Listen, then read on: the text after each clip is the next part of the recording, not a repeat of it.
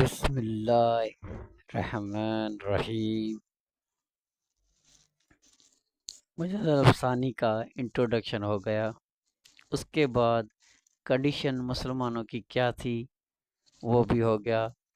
ابھی مجاز افسانی نے جو ریفارم لائے، جو آبجیکٹیو اس کا تھا، جو سروس تھی، جو اس کا ورک تھا، وہ اس کا پہلا کام، پہلا آبجیکٹیو کیا تھا۔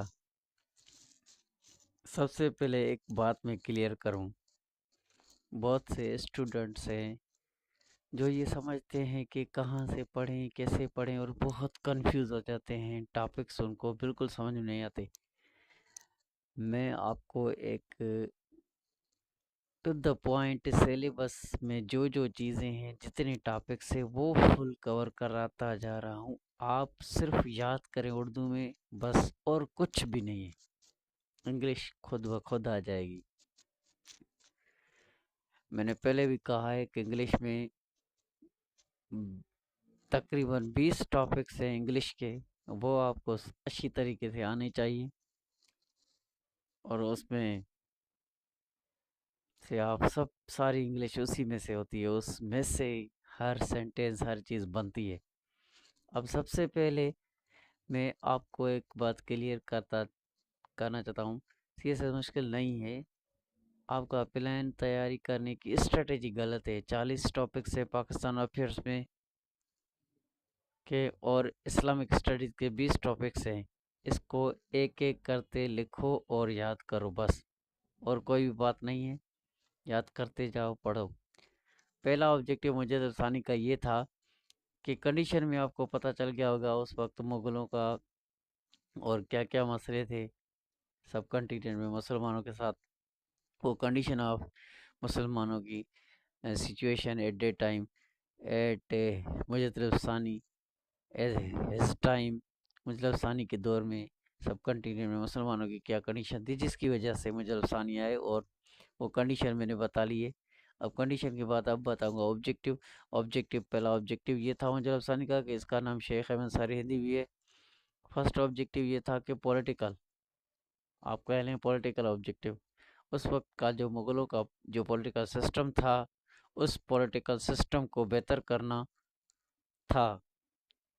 مجاز افسانی یہ یقین رکھتے تھے کہ اسلام ایک نیچرل پولیٹیکل سسٹم ہے جو ہمارے خلفائے راشدین نے ہمیں بتایا ہوا ہے، جس کو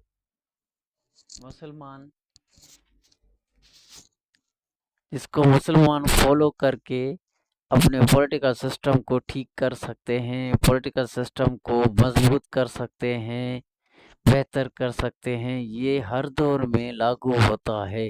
مجاز افسانی کا یہ بلیو رکھتے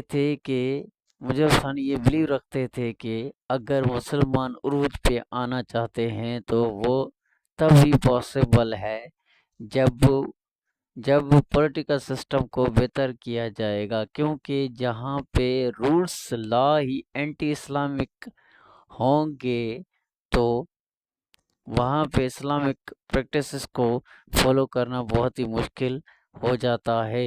تو مجاز افسانی کا پہلا اور مین آبجیکٹیو یہ تھا کہ امپروو کرنا مغل ایمپرر کا جو اس وقت کا پولیٹیکل سسٹم تھا۔ نیکسٹ آبجیکٹیو نیکسٹ ویڈیو میں۔ Thank you very much. Urdu میں یاد کرتے جائیں۔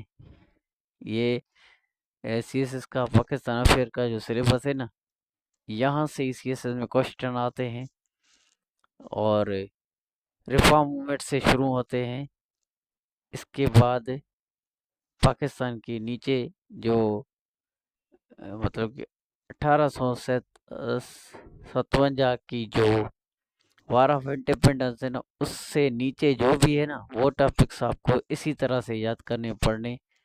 باقی جو